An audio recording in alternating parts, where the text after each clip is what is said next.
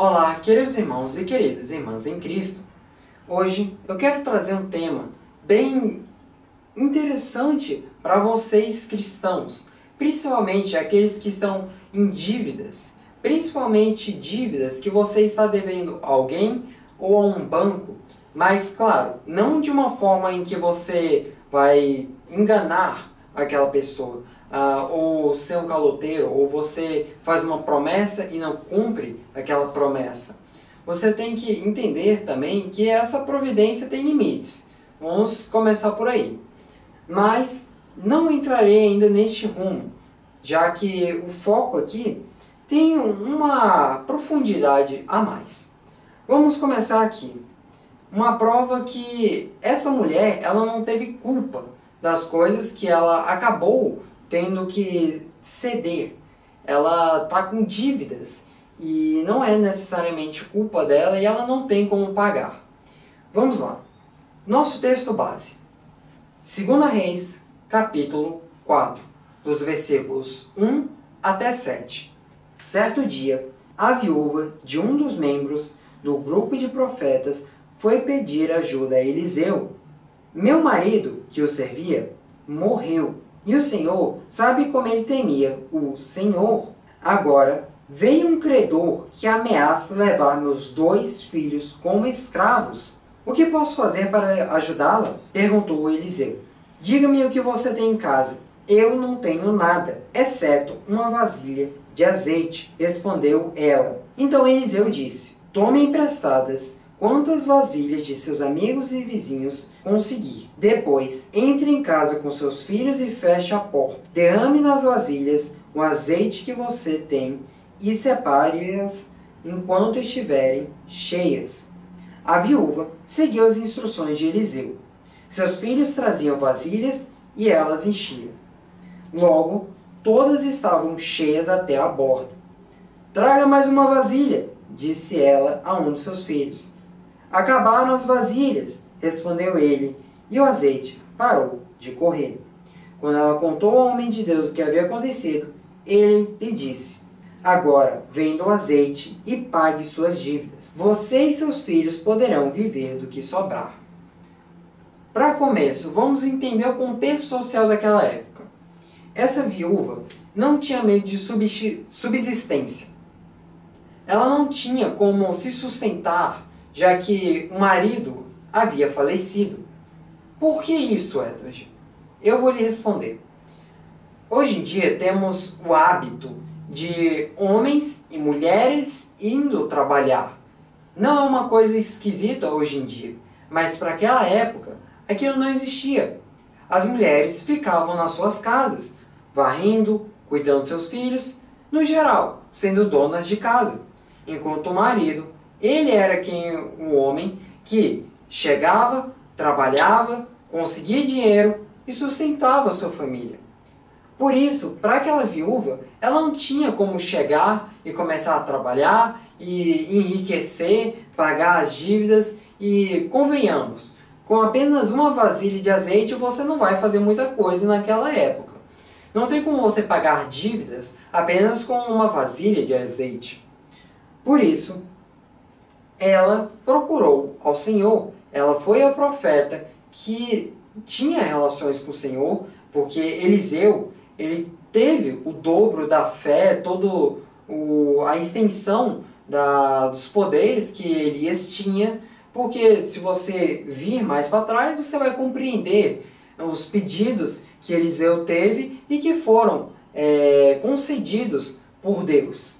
Por isso, Deus veio, proveu a esta mulher o que foi justo, principalmente se você considerar que o homem que ela se casou era um homem temente a Deus. Ele era do grupo de profetas. Por isso, é uma coisa justa. Sabe uma coisa que também conecta muito bem com isso? É você pensar que Deus, ele nunca vira as costas para vocês. Ele sempre está observando.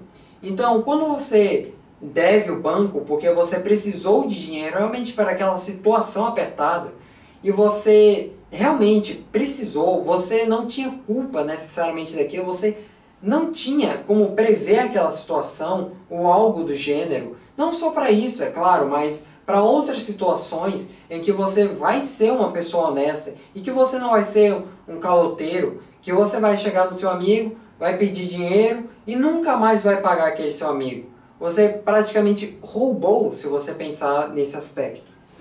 Por isso, vocês têm que pensar nisso. E um texto que exemplifica isso muito bem é o de João, do capítulo 10, versículos 14 até 15. Eu sou o bom pastor e conheço as minhas ovelhas, e das minhas sou conhecido. Assim como o Pai me conhece a mim, também eu conheço o Pai, e dou a minha vida pelas ovelhas. Entendam, Deus enviou seu Filho lá para a cruz do Calvário para morrer. Para ser mais correto, vamos dizer, Deus enviou seu Filho para a terra, curou os enfermos e fez milagres aqui na terra. Depois, para salvar todos, ele morreu na cruz. E desse modo ele perdoou o pecado de todas as pessoas e fez grandes modificações. Por isso vocês têm que entender isso. Deus não irá virar as costas para você quando você está naquele seu momento em que você está com uma crise financeira, você não tem mais algo para comer, você já está sofrendo. Isso não foi sua culpa. Você não pediu para nascer num meio tão difícil, uma vida tão difícil, ou em momentos tão difíceis, complicados. Desse modo, Deus ele irá te ajudar, ele irá prover o que é para você, o que é justo a você. Vocês também podem ver que Deus mandou seu Filho Jesus, e Jesus teve vários momentos em que ele não chegou e virou as costas para os coitados, os enfermos. Não, ele ajudou. Sabe um texto que exemplifica isso muito bem? Mateus, capítulo 14, dos versículos 13 até o 14. E Jesus, ouvindo isto, retirou-se dali num barco, para um lugar deserto, apartado. E, sabendo o povo, seguiu a pé desde as cidades. E Jesus, saindo, viu uma grande multidão, e, possuído de íntima compaixão para com ela, curou todos os seus enfermos. Entendam isso. Deus é um Deus que providencia o que é necessário para a sua vida. Ele não virá e tomará as suas coisas. Ele providencia a quem é justo, a pessoas que são honestas, pessoas que entregam o seu coração e vão a Deus de coração aberto, pessoas que escutam e vão até Ele, que crê, que tem fé, porque Deus, Ele é amor, Ele dá fortaleza para você, Ele dá força, Ele é a resistência. Isso é explicado em 2 Timóteo, capítulo 1, versículo 7. Porque Deus nos deu o espírito de temor, mas de fortaleza e de amor e de moderação. Irmãos, entendam isso. Deus também sabe o que você necessita. Deus sabe que você tem momentos em que você está abatido. E é por isso que Ele renova a tua alma, renova o teu espírito para que você não desista. Ele está lá, Ele sabe das suas dificuldades. Por isso, vamos ler Filipenses, capítulo 4, versículo 12. Sei estar abatido e sei também ter abundância. Em toda maneira e em todas as coisas estou instruído, tanto a ter fartura como a ter fome, tanto a ter abundância como padecer necessidade. Irmãos, eu entendo. Tem muitas pessoas que pensam em desistir da fé, desistir de Deus, do Cristo, e por causa que muitas coisas realmente acontecem na nossa vida. Tanto como dever pessoas porque você precisou, tanto como entrar em situações precárias porque foi-lhe acometido, e outros modos. Sim, irmãos, você precisa perseverar, você precisa continuar. Deus lhe deu uma vida e Ele vai lhe prover o que lhe pertence. Ele está lá e Ele vai te ajudar. É por isso que em Gênesis ele estava com Abraão. Abraão, o que ele precisou, lembre-se, Abraão teve um filho mesmo estando velho. Imagina isso, um homem velho com uma mulher velha. Eles conseguiram ter um filho saudável juntos. Por quê? Porque Deus permitiu. Vamos lá, Gênesis capítulo 22, versículo 14.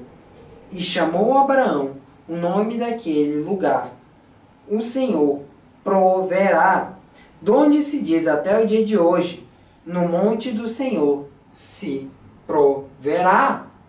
Por que você vai temer? Por que você vai se preocupar com as coisas mundanas? Por que você não vai focar em outras coisas da sua vida? Deus está com você. Deus irá lhe ajudar. Compreendam isso, irmãos.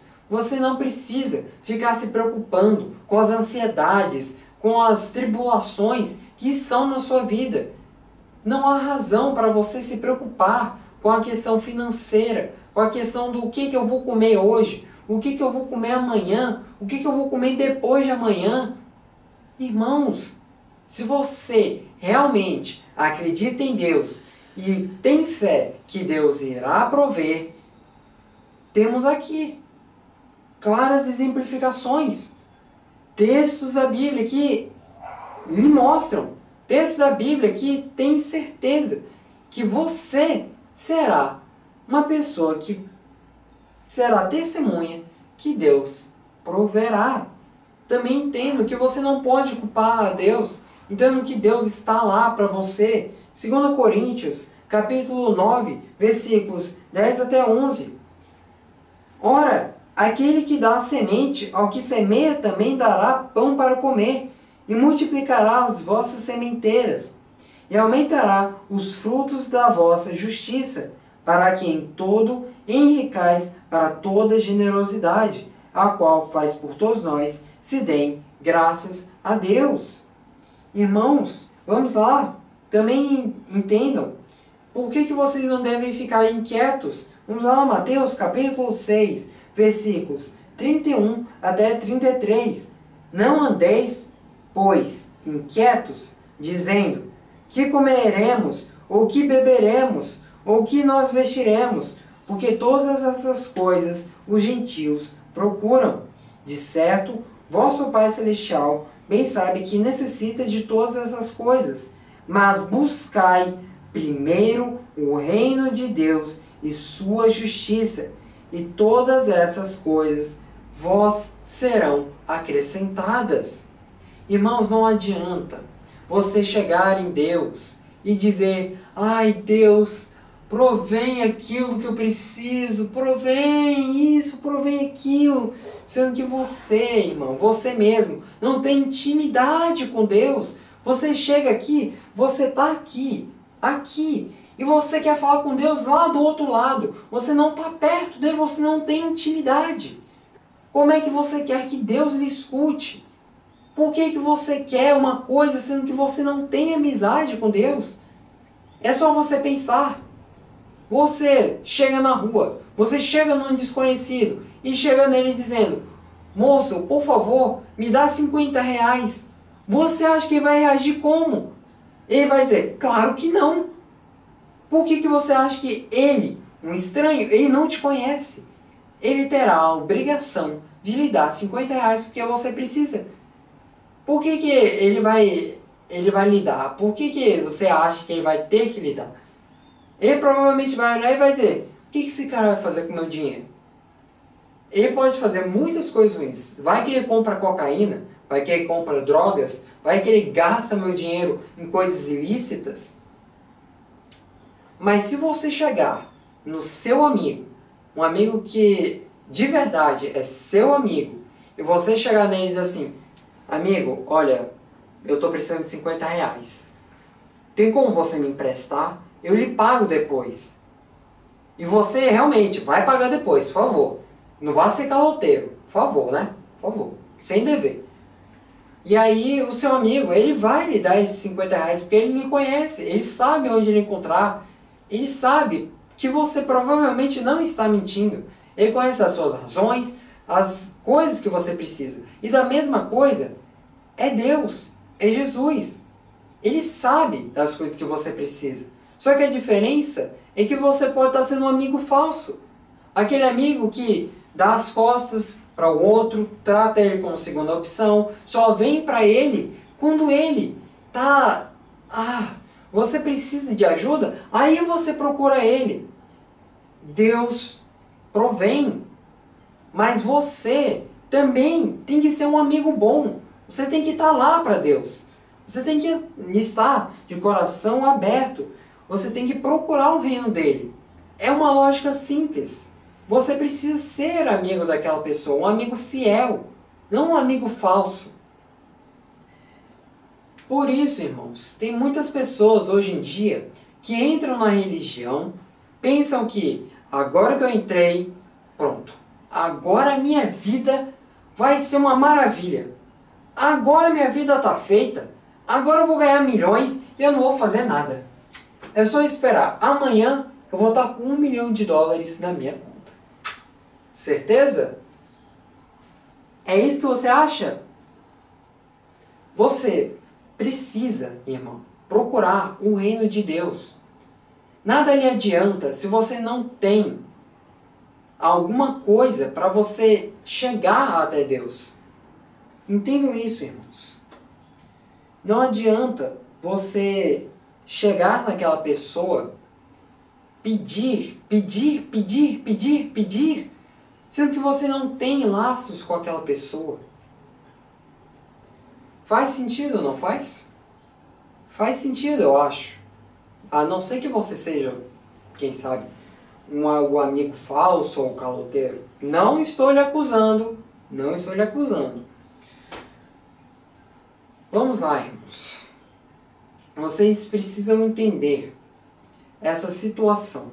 Igual aqui no nosso texto base, a mulher, ela acreditava em Deus, tanto quanto o seu marido, você também precisa.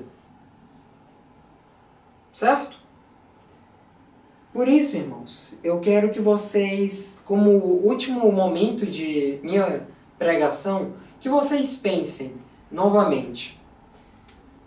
Por que eu peço para Deus prover? O que eu quero que Deus me dê na minha vida? Mas primeiro, antes de todas as perguntas, eu tenho sido leal a Deus? Eu tenho ido à igreja, lido a palavra de Deus? Eu tenho orado? Eu tenho sido realmente o que Deus quer para a minha vida? Pense isso, irmãos.